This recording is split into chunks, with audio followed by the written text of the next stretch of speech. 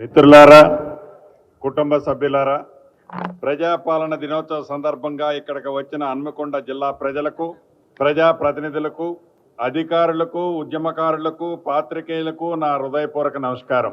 తెలంగాణ రాష్ట్ర రెవెన్యూ, సమాచార, పౌర సంబంధాల, గృహ నిర్మాణ శాఖ మంత్రిగా నేడు ప్రజాపాలన దినోత్సవంతో పాలు పంచుకుంటాం నాకెంతో ఆనందంగా ఉంది.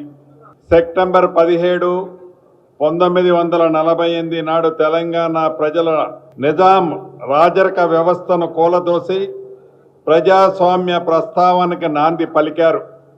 ఈ శుభదినాన్ని విలీనమని ఒకరు, విమోచనమని మరొకరు స్వప్రయోజనాల కోసం నాటి అమరుల త్యాగాలను పల్చన చేసేలా ప్రవర్తించటం సరికాదని గౌరవ ముఖ్యమంత్రి రేవంత్ రెడ్డి గారి నేతృత్వంలోని ప్రజా ప్రభుత్వం సెప్టెంబర్ 17ను తెలంగాణ ప్రజా పాలన దినోత్సవంగా నిర్వహిస్తుంది.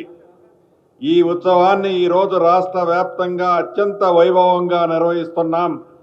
ఎందరో త్యాగధనుల త్యాగాలు, పోరాటాల ఫలితంగా ఈ విజయం సాధించుకున్నాం. ఈ త్యాగధనులందరికీ ఘన నివాళులు అర్పిస్తున్నాం.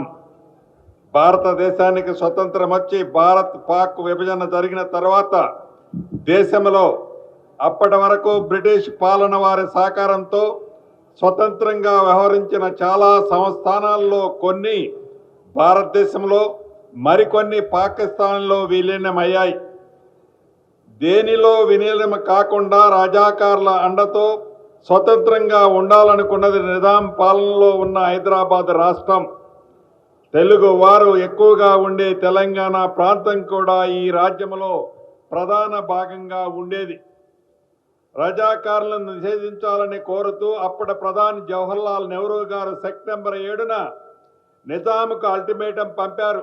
కానీ నిజాం దాన్ని ఖాతరా చేయలేదు. దీంతో సెప్టెంబర్ 17, 1948న అప్పటి కేంద్ర హోంమంత్రి సర్దార్ వల్లభాయ్ పటేల్ ఆదేశాల మేరకు ఇండియన్ ఆర్మీ హైదరాబాద్ రాష్ట్రంలో ప్రవేశించింది.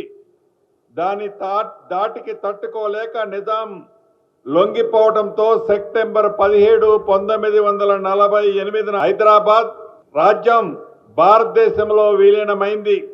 ఈ పరిణామంతో తెలంగాణలో రాచరికం ముగిసిపోయి పార్లమెంటరీ ప్రజాస్వామ్యం పరిపాలన ప్రారంభమైంది. ఉమ్మడి ఆంధ్రప్రదేశ్ నుండి విడిపోయి తెలంగాణ ప్రత్యేక రాష్ట్రంగా ఏర్పడిన తర్వాత ఆ పెద్ద మనిషి నయా నిజాం అయ్యాడు. ఫలితంగా 10 ఏళ్లలో తెలంగాణ నియంత్ర పాలనలో మునిగిపోయింది. తన తెలంగాణ అంటూనే ధర్నాలు, ర్యాలీలు, నిరసనలు, ఉద్యమాలని నిషేధించారు. కాదన్న వాడిని కాలి కిందేసి తొక్కేశారు. ధరణి పేరుతో భూములనే కాదు, ప్రాజెక్టులు కూడా పన్నుకు మట్టి అంటకుండా మింగేశారు. అవన్నీ నేను మీకు వివరించాల్సిన పని లేదు, నాకంటే మీరే ఎక్కువ అనుభవించారు. తెలంగాణ నియంత్ర పాలన నుంచి విముక్తి చేస్తామని ప్రజలకు మాట ఇచ్చాం. 2023 డిసెంబర్ 3న తెలంగాణకి స్వేచ్ఛను ప్రసాదించడంలో మాకు స్ఫూర్తి నాటి సాయుధ పోరాటమే. మా ఆలోచన, మా ఆచరణ ప్రతిదీ ప్రజా కోణమే. ప్రాణత్యాగాలతో ఏర్పడిన తెలంగాణ రాష్ట్రంలో పాలన పారదర్శకంగా ఉండాలి, బాధ్యతంగా ఉండాలి, ప్రతి నిర్ణయంలో ప్రజల కోణంలో ఉండాలి అని అమరుల ఆశయాలు ఉండాలి, యువత ఆకాంక్షలు ఉండేలా మేము బాధ్యతలు స్వీకరించిన క్షణం నుండి ఆ దిశగానే అడుగులు వేస్తున్నాం. 1.25 లక్ష సమస్యలు, అప్పుల సమస్యల్లో ఉన్నప్పటికీ తెలంగాణ ప్రజల మనోభిష్టాన్ని మేరకు ప్రభుత్వం అనేక సంస్కరణలకు శ్రీకారం చుట్టింది. తొలిసారి రాష్ట్రంలో ప్రజాస్వామ్యబద్ధ పాలన జరుగుతుంది. గడిచిన 10 ఏళ్లుగా తెలంగాణలో కోల్పోయిన స్వేచ్ఛను పునరుద్ధరించడమే మా ప్రభుత్వ తొలి ప్రాధాన్యతగా భావించాం. భౌతికంగా కంచెలు తొలగించడమే కాదు, మానసికంగా బానిసత్వ సంఖ్యలను తెంచాం. పాలకులు తప్పు చేస్తే నిలదీసే స్వేచ్ఛ ఈ రోజు తెలంగాణలో ఉంది. పరిపాలనలో లోట్లుపాట్లు ఉంటే సూచనలు సలహాలు స్వీకరించే సౌలభ్యం కల్పించాం. ఒకవైపు ప్రపంచ నగరాలతో పోటీ పడే లక్ష్యాన్ని నిర్దేశించుకొని మరోవైపు పేదల ఆంక్షలు తీర్చే సంక్షేమ ఫలాలు అందిస్తూ విముఖ వ్యూహంతో మా ప్రభుత్వ పాలన సాగిస్తున్నాం. పాలనలో పారదర్శకత, అభివృద్ధిలో ఆధునికత, సంక్షేమంలో సరికొత్త చరిత్రను రాస్తూ తెలంగాణను 21 నెలల కాలంలో దేశానికి రోల్ మోడల్గా నిలబెట్టాం. గౌరవ ముఖ్యమంత్రి రేవంత్ రెడ్డి గారి నేతృత్వంలో నూతనంగా ఏర్పడిన ఇందిరమ్మ ప్రభుత్వంలో తీసుకున్న నిర్ణయాల ఫలితంగా వ్యవసాయం, పారిశ్రామిక రంగంలో గణనీయమైన ప్రగతిని సాధించాం. ఆర్థిక వృద్ధితో తెలంగాణ రాష్ట్రం అగ్రగానంలో నిలిచిందని చెప్పడానికి గర్విస్తున్నాను. సుమారు 3.79 లక్షల తలసరి ఆదాయంతో దేశంలో తెలంగాణ రాష్ట్రం తొలి స్థానంలో నిలిచింది. తెలంగాణ రాష్ట్రాన్ని భారతదేశంలో ప్రపంచ స్థాయిలో అగ్రస్థానంలో నిలిపేందుకు గౌరవ ముఖ్యమంత్రి రేవంత్ రెడ్డి గారి నాయకత్వంలోని తెలంగాణ రేజింగ్ 2047 విజన్తో ప్రజాప్రభుత్వం ముందుకు సాగుతుంది. 2035 నాటికి తెలంగాణ ఆర్థిక వ్యవస్థను $1 ట్రిలియన్ ఎకానమీగా వృద్ధి సాధించాలనే లక్ష్యంగా పనిచేస్తున్నాం. అదేవిధంగా 2047 నాటికి $3 ట్రిలియన్ లక్ష్యం సాధించాలని ప్రభుత్వ ప్రణాళికలు రూపొందిస్తున్నాం. సంక్షేమానికి కేర్ ఆఫ్ పాలన కాంగ్రెస్, దీనికి చరిత్రే సాక్ష్యం. పేదలకు అందుబాటులో నిత్యావసర వస్తువులు అందించే ఉద్దేశంతో 1957లోనే ఆనాటి కాంగ్రెస్ ప్రభుత్వం ప్రజా పంపిణీ వ్యవస్థను ప్రారంభించింది. 70 ఏళ్లుగా పీడీఎస్ వ్యవస్థ పేద ప్రజల ఆహార భద్రతకి భరోసా కల్పిస్తుంది. అదే స్ఫూర్తితో ప్రజా ప్రభుత్వం ఈ ఏడాది ఉగాది నుంచి సన్నబియ్యం పంపిణీ కార్యక్రమం చేపట్టాం.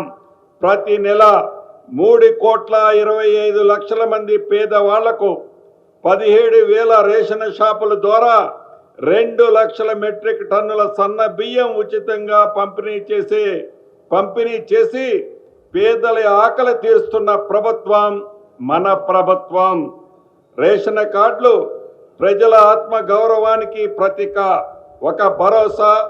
ఆ భరోసా కోసం రాష్ట్ర ప్రజలు 10 ఏళ్లు కళ్ళు కాయలు కాసేలా ఎదురు చూశారు. ప్రజా ప్రభుత్వం వచ్చాక ఆ ఎదురు చూపులకి పరిష్కారం లభించింది. కొత్తగా 11 లక్షల రేషన్ కార్డులు ఇవ్వటంతో పాటు 15 లక్షల మంది పేర్లను రేషన్ కార్డులో మన ప్రభుత్వం చేర్చడం జరిగింది. తెలంగాణ రైతులకు 2022 మే 6న ఇదే వరంగల్ వేదిక మాట ఇచ్చాం. అధికారంలోకి వచ్చిన ఎమ్మటే 2 లక్షల రూపాయల రుణమాఫీ చేసి రైతుల్ని రుణ విముక్తులు చేస్తామని ఇచ్చిన మాట నిలబెట్టుకున్నాం. రాష్ట్రంలో 25 లక్షల మంది రైతులకు 21,000 కోట్ల రూపాయలు రుణమాఫీ చేసి ఈ దేశంలో ఏ రాష్ట్ర ప్రభుత్వము చేయని కొత్త చరిత్రని తిరగరాశాం. గత పాలకులు పాపాలు శాపాలై వెంటాడుతున్న రైతన్నుల సంక్షేమ విషయంలో రాజీ పడలేదు. రుణమాఫీతో రైతుల పట్ల మా రుణం తీరిపోయిందని చేతులు దులుపుకోలేదు.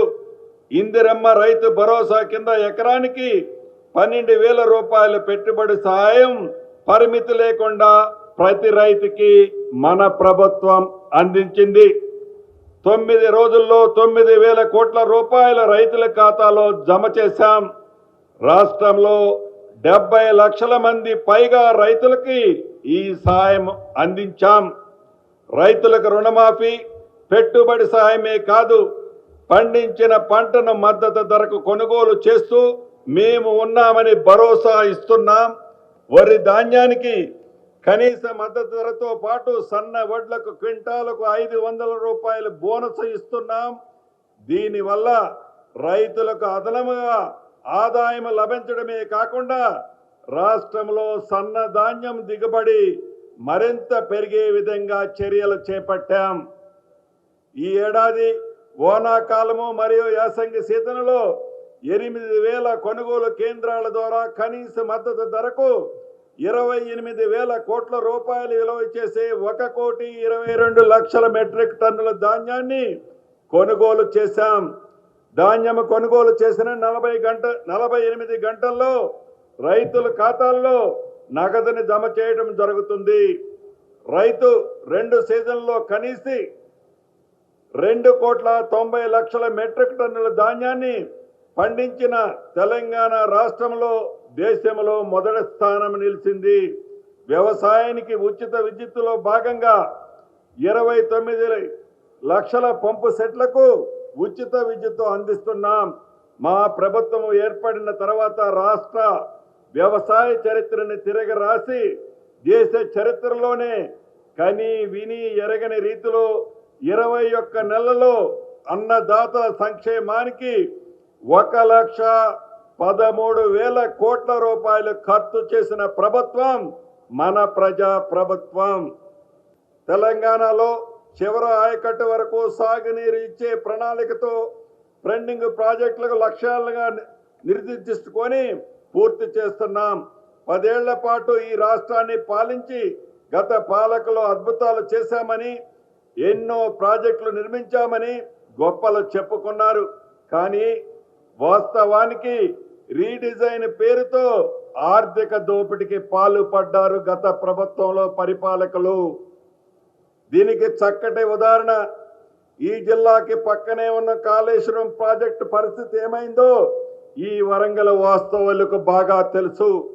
తెలంగాణని సస్యశ్యామలంగా మార్చేందుకు ఇందిరమ్మ ప్రభుత్వం చిత్తశుద్ధితో పనిచేస్తుంది.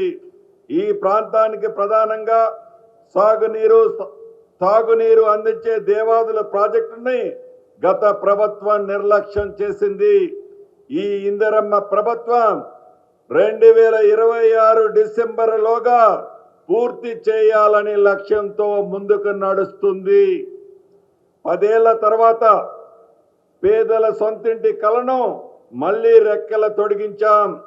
ఇందిరమ్మ ఇల్లు నిర్మాణం ఇవాళ గ్రామాల్లో పేదల ఆత్మ గౌరవ ప్రతీకగా కనిపిస్తుంది. తొలి విడతగా ప్రతి నియోజకవర్గానికి 3,500 ఇళ్లు మంజూరు చేశాం. ఇవన్నీ శరవేగంగా నిర్మాణాలు జరుగుతున్నాయి. ఈ జిల్లాలో కూడా వేలాది ఇళ్లు వివిధ నిర్మాణ దశలో ఉన్నాయి. ఈ నెల 3వ తేదీన భద్రాద్రి జిల్లా అశ్వరావుపేట నియోజకవర్గంలోని చండ్రగొండ మండలంలో బెండాలపాడు గ్రామంలో ఇందిరమ్మ ఇండ్లకు గౌరవ ముఖ్యమంత్రి రేవంత్ రెడ్డి గారి చేతుల మీదుగా గోప్రేషాలు కూడా చేశామని చెప్పడానికి సంతోషిస్తున్నాను. ప్రభుత్వానికి ఎన్ని ఆర్థిక ఇబ్బందులు ఉన్నా గ్రీన్ ఛానల్తో నిధులు విడుదల చేస్తున్నాం.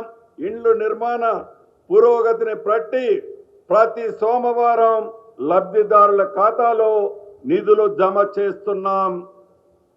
రాజకీయాలకు అతీతంగా అర్హుల ఎంపికలో పారదర్శకంగా వ్యవహరిస్తున్నాం. పేదరికమే అర్హత, ఇళ్ల కేటాయింపులో కోటాలు ఓటాలు లేవు. ఇళ్ల కోసం కమిషన్లు ఇచ్చే కర్మ లేదు. నీకింత నాకింత దందాలు లేవు. ఎంపికకు పేదరికమే గిట్టురాయి. అడవులను నమ్ముకొని జీవించే జంతువులకి సైతం చరిత్రలో తొలిసారి ఇందిరమ్మ ఇళ్లు కేటాయించాం. గతంలో ఏ ప్రభుత్వం ఇల్లు ఇవ్వాలని ఆలోచన రాలేదు. నల్లమల్ల బిడ్డగా వారి సాధక బాధకలు తెలిసిన వాడిగా చెంచు కుటుంబాలకు ఇందిరమ్మ ఇళ్లను మంజూరు చేశాం. రాష్ట్రంలో 4 ఐటీడీఏ ప్రాంతాల్లో 22,016 ఇందిరమ్మ ఇళ్లు కూడా ఇచ్చాం. తెలంగాణ రాష్ట్రంలో భూ సమస్యల పరిష్కార లక్ష్యంగా ప్రజల కోరిన భూ వివాదం లేని తెలంగాణ ఉండాలనే సంకల్పంతో ప్రజా ప్రభుత్వం చరిత్రాత్మకమైన భూభారతి చట్టాన్ని తీసుకువచ్చింది. ఏప్రిల్ 14వ తేదీన భూభారతి చట్టాన్ని గౌరవ ముఖ్యమంత్రి రేవంత్ రెడ్డి గారి చేతుల మీదుగా ఆవిష్కరించుకోవడం జరిగింది. రాష్ట్ర వ్యాప్తంగా 3 విడతల రెవెన్యూ సదస్సులు నిర్వహించాం. ఈ రెవెన్యూ సదస్సులో వచ్చిన దరఖాస్తుల్ని పరిష్కారం చూపిస్తున్నాం. ఈ హన్మకొండ జిల్లాలో భూ సమస్యలు శాశ్వతంగా పరిష్కారం అవుతాయని హామీ ఇస్తున్నాను. గ్రామ స్థాయి వరకు రెవెన్యూ సేవకులను అందిస్తామని ఎన్నికల్లో ఇచ్చిన హామీని నిలబెట్టుకున్నాం. రాష్ట్ర వ్యాప్తంగా 10,954 రెవెన్యూ గ్రామాలకు క్లస్టర్ల వారీగా విభజించి గ్రామ పరిపాలక అధికారుల్ని నియమించాం.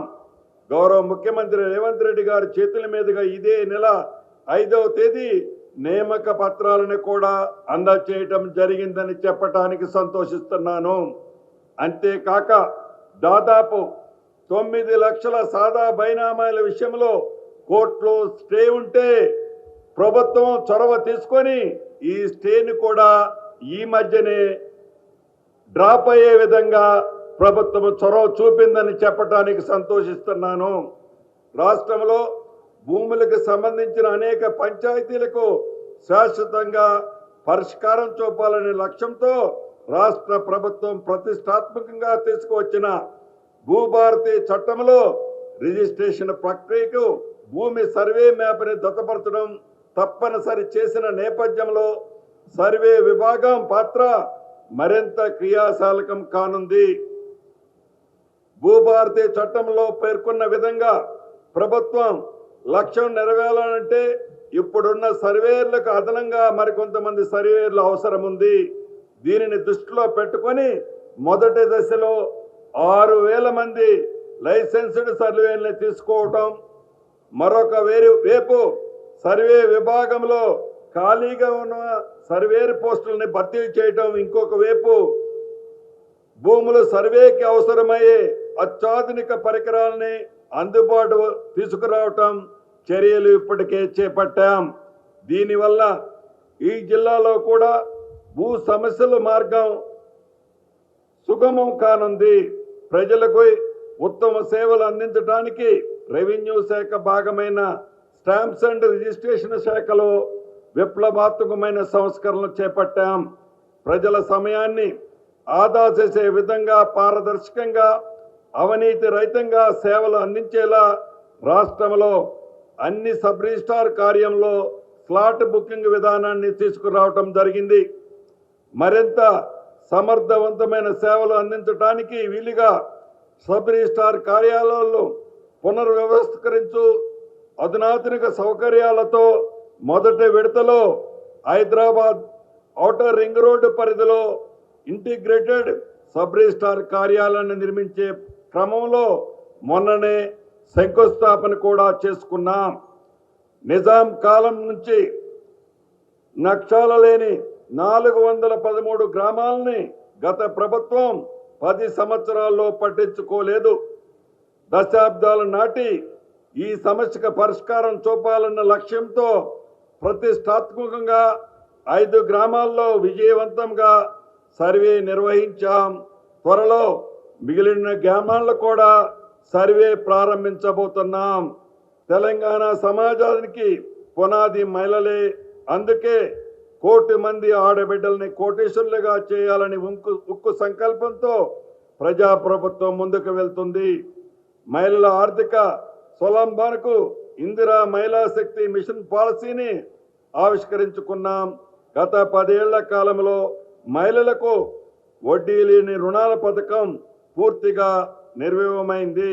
ప్రజాప్రభుత్వం ఈ 21 నెలల కాలంలో 67 లక్షల మంది డ్వాక్రా మహిళలకు 2 విడతలుగా సుమారు 900 కోట్ల రూపాయలు వడ్డీల రూపంలో చెల్లించింది. ప్రతి సంవత్సరం వడ్డీ లేకుండా మహిళా సంఘాలకు 20,000 కోట్ల రూపాయలు రుణంగా ఇవ్వాలని లక్ష్యంగా పెట్టుకున్నాం.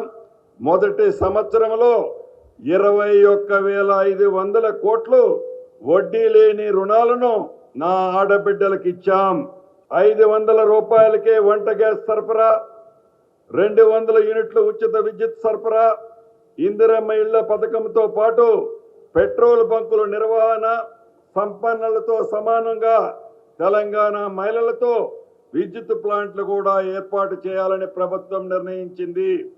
17 రకాల వ్యాపారాలను గుర్తించి ఆర్థికంగా సహాయం చేస్తూ మహిళలను పారిశ్రామికవేత్తలుగా తీర్చిదిద్దుతున్నాం. మాదాపూర్లోని శిల్పారామంలో 100 ఇందిరా మహిళా శక్తి స్టాళ్లను ప్రభుత్వం ప్రారంభించింది. ఇందిరా మహిళా శక్తి క్యాంటీన్లు, స్కూల్ యూనిఫామ్లు కుట్టమని మహిళలకు అప్పగించాం. రాబోయే రోజుల్లో ప్రతి మండల కేంద్రంలో మహిళా సంఘాల ఆధ్వర్యంలో రైస్ మిల్లులు, గోదాములు ఏర్పాటు చేయించాలని మన ప్రభుత్వం నిర్ణయించింది. అధికారంలోకి వచ్చిన 48 గంటల్లో మహిళలకి ఆర్టీసీ బస్సులో ఉచిత ప్రయాణం కల్పించే మహాలక్ష్మి పథకానికి గౌరవ ముఖ్యమంత్రి రేవంత్ రెడ్డి గారి చేతుల మీదుగా ప్రారంభించుకున్నాం. అప్పటి నుంచి ఇప్పటి వరకు 21 మాసాలలో 210 కోట్లకు పైగా నా ఆడబిడ్డలు ఉచిత ప్రయాణం చేశారు. ఆర్టీసీకి దాదాపు 8,000 కోట్ల రూపాయలు ఆదాయాన్ని ఆర్జించి పెట్టారు. మహాలక్ష్మి పథకంతో ఆడబిడ్డలపై ఆర్థిక భారం తగ్గించాం. ఆర్టీసీ బస్సులో మహిళలకి ఉచిత ప్రయాణ సౌకర్యం కల్పించడమే కాదు, ఆ బస్సులు వారిని యాజమానులుగా మార్చే కార్యక్రమాన్ని చేపట్టాం. మహిళా సంఘాల ద్వారా 600 బస్సులని కొనుగోలు చేయించి ఆర్టీసీకి అద్దెకి ఇప్పించే కార్యక్రమానికి శ్రీకారం చుట్టాం. ఇప్పటికే 150 బస్సులు వారికి అందజేసి రాష్ట్ర ఆర్థిక నిర్మాణంలో నా ఆడబిడ్డల్ని భాగస్వాములుగా చేస్తున్నాం. రాష్ట్ర ప్రభుత్వం శాస్త్రీయంగా జరిపిన కులగణన సర్వేలో బీసీలో 50.36% ఉందని తేలింది. ఈ సంఖ్య ఆధారంగా బీసీలకి 42% రిజర్వేషన్లు అమలు చేయాలని రాష్ట్ర శాసనసభలో ఆమోదించిన బిల్లును పార్లమెంట్లో చేయవలసిందిగా కోరుతూ కేంద్ర ప్రభుత్వానికి గవర్నర్ గారి ద్వారా పంపటం జరిగింది.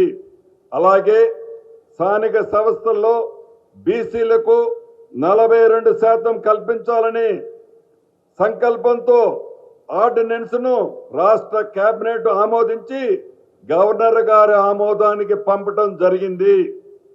ఎస్సీ వర్గీకరణ బిల్లును రాష్ట్ర ప్రభుత్వం ఆమోదించి 3 దశాబ్దాలుగా ఎస్సీ వర్గీకరణ కోసం జరిగిన పోరాటాలకు మా ప్రభుత్వం శాశ్వత పరిష్కారం చూపగలిగింది. సంక్షేమంతో పాటు సామాజిక న్యాయంలో సైతం తెలంగాణ దేశానికి దిశానిర్దేశం చూపించింది. దేశంలో వర్గీకరణ చేసిన తొలి రాష్ట్రం మన రాష్ట్రమని చెప్పటానికి గర్వపడుతున్నాను. ఈ రాష్ట్ర యువతే ప్రజా ప్రభుత్వానికి నిజమైన నిర్మాతలు.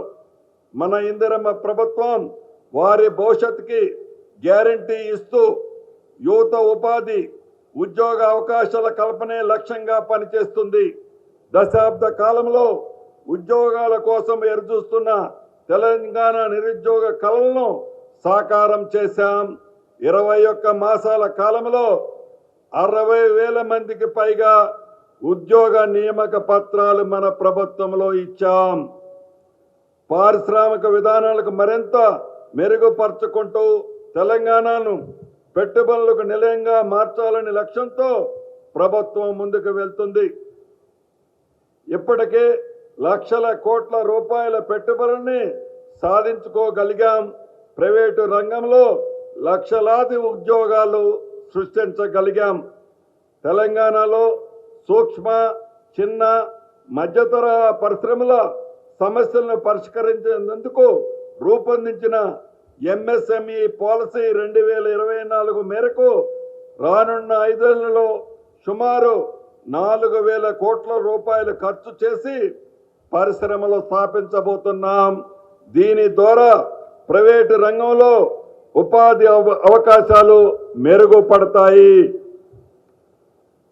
రాజీవ్ గాంధీ సివిల్ అభయ హస్తం కింద సివిల్ సర్వీస్ ప్రిపేర్ అయ్యే వారికి ఆర్థిక ఇబ్బందులు లేకుండా ఒక్కొక్కరికి ₹1,00,000 ఆర్థిక సాయం అందిస్తున్నాం. యంగ్ ఇండియా స్కిల్ యూనివర్సిటీ ఏర్పాటు చేయడం ద్వారా యువతలో నైపుణ్యాన్ని మెరుగుపరుస్తున్నాం. ఐటీఐలని అడ్వాన్స్డ్ ట్రైనింగ్ సెంటర్లుగా తీర్చిదిద్దాం.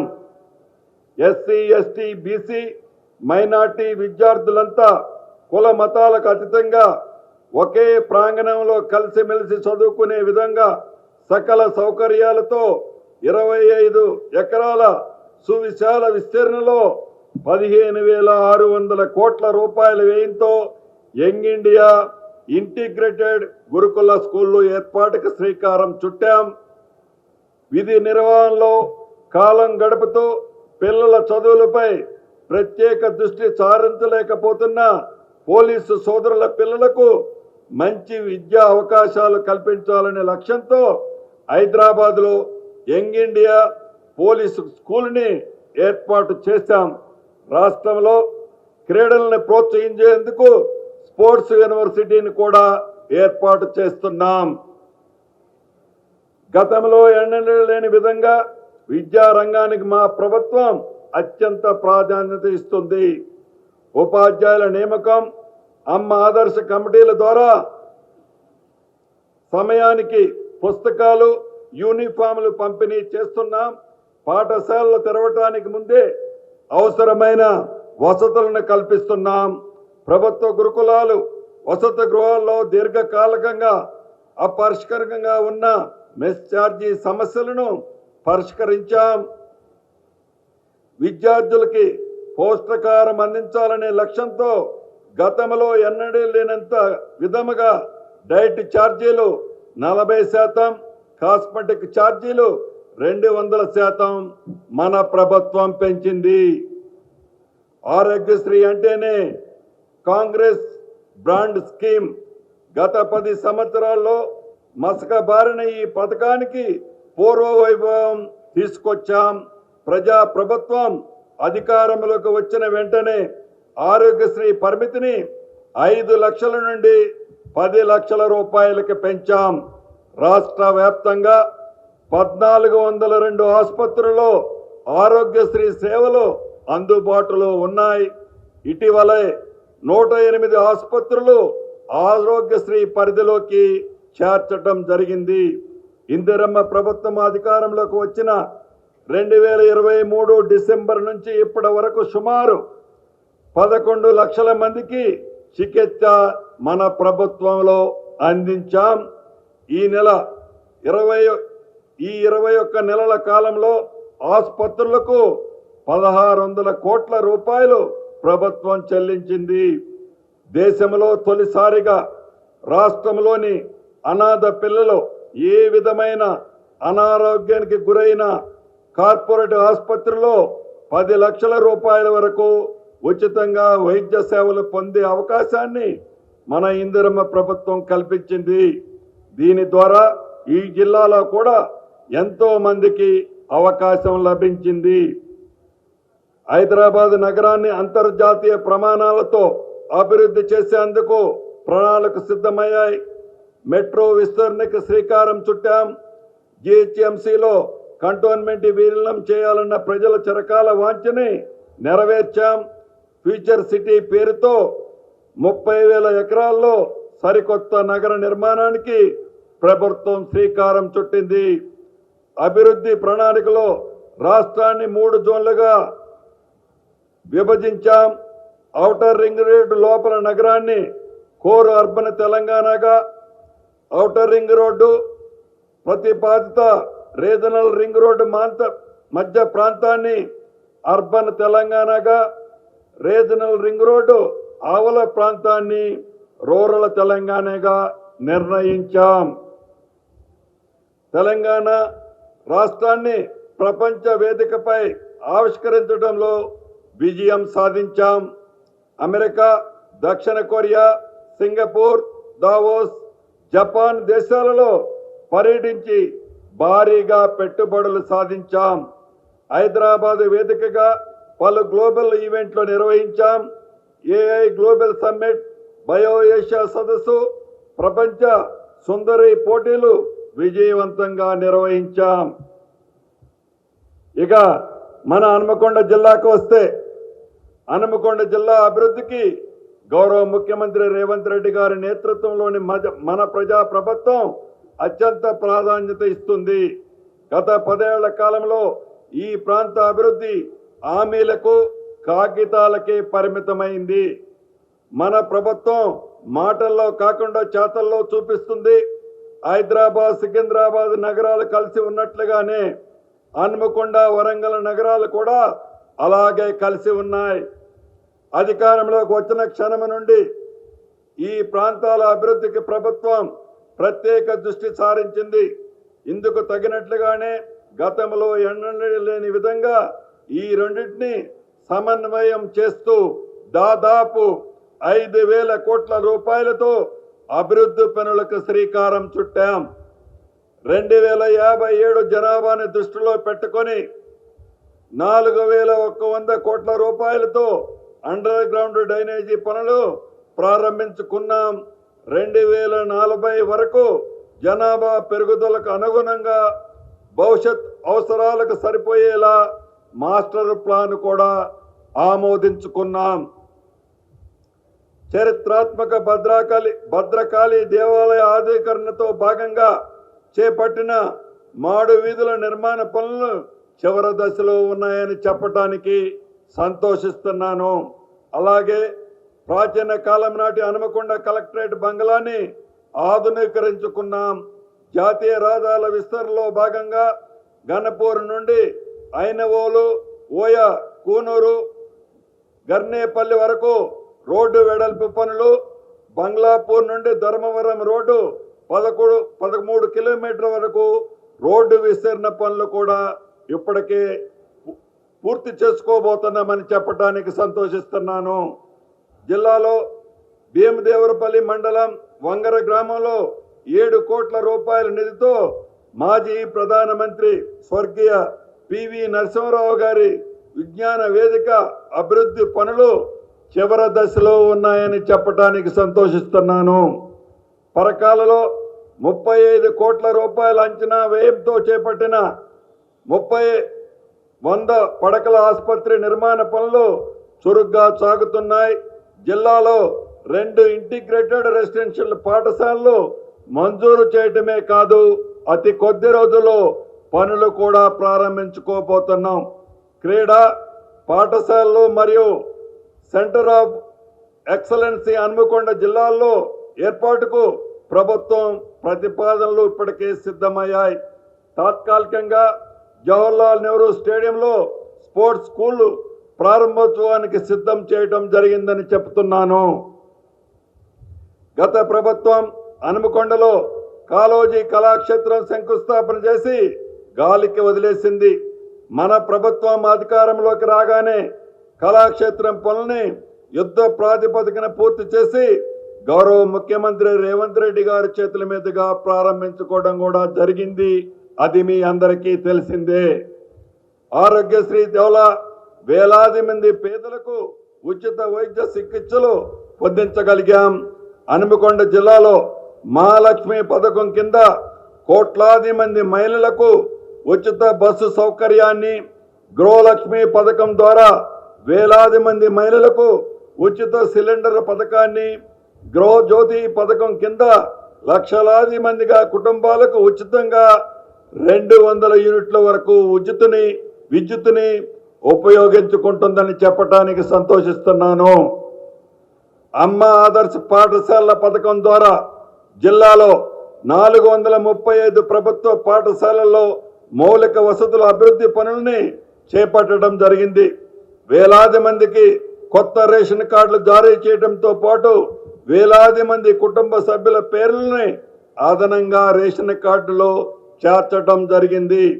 మత్స్యకారులని ఆర్థికంగా బలోపేతం చేసేందుకు మత్స్య సంపదన గణనీయంగా పెంపొందించేందుకు చర్యలు చేపట్టడం జరిగింది. ఇందులో భాగంగా ఈ ఏడాది 771 చెరువులకి 1 కోటికి పైగా చేప పిల్లల్ని 100% రాయితీతో పంపిణీ చేయటం జరిగింది. వన మహోత్సవంలో భాగంగా ఈ ఏడాది 23 లక్షల మొక్కలను నాటాలని లక్ష్యంగా పెట్టుకున్నాం. గత ఏడాది జిల్లాలో 957 హెక్టార్లలో అడవులని పునరుద్ధరించడం జరిగింది. ఖరీఫ్ సీజన్కు సంబంధించిన విత్తనాలు, ఎరువులు తగినంతగా స్టాకులు అందుబాటులో ఉంచి నకిలీ విత్తన ఎరువుల కొరత అరికట్టుటకు కఠిన చర్యలు తీసుకున్నాం. జిల్లాలో ఈ ఏడాది దాదాపు 5,000 ఎకరాల్లో పామాయిల్ తోటల లక్ష్యంగా మన ప్రభుత్వం పెట్టుకుంది. మార్పు రావాలని ఈ ప్రభుత్వాన్ని తెలంగాణ ప్రజానీకం ఎన్నుకుంది.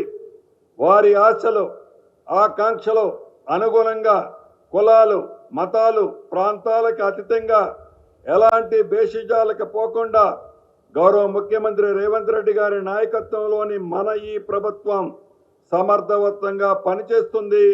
గౌరవ ముఖ్యమంత్రి గారి ఆలోచనలకు అనుగుణంగా మంత్రుల మంతరం రాష్ట్ర ప్రజల బాగోగుల కోసం చిత్తశుద్ధితో నిత్యము మీతోనే ఉండి మీకు అండగా ఉంటామని ఈ తెలంగాణ ప్రజా పాలన దినోత్సవ సందర్భంగా మనస్ఫూర్తిగా తెలియజేస్తున్నాను. రాష్ట్రాన్ని అన్ని రంగాల్లో ముందుకు తీసుకువెళ్తున్న గౌరవ ముఖ్యమంత్రి రేవంత్ రెడ్డి గారికి, జిల్లా సర్వతోముఖాభివృద్ధికి నిర్మాత్మక సహకారం, సూచనలు అందిస్తున్న జిల్లా మంత్రులు, గౌరవ పార్లమెంటు సభ్యులు, గౌరవ శాసనమండలి సభ్యులు, గౌరవ శాసనసభ్యులు, గౌరవ స్థానిక ప్రజాప్రతినిధులు, గౌరవ న్యాయమూర్తులు, జిల్లా ఉన్నతాధికారులు, జిల్లా పోలీస్ సిబ్బందికి, స్వతంత్ర సమరయోధులకి, తెలంగాణ ఉద్యమకారులకి, మీడియా ప్రతినిధులకి, స్వచ్ఛంద సంస్థ ప్రతినిధులకు, జిల్లా ప్రజలకి తెలంగాణ ప్రజా పాలన దినోత్సవ శుభాకాంక్షలు తెలియజేస్తూ జై హింద్, జై తెలంగాణ.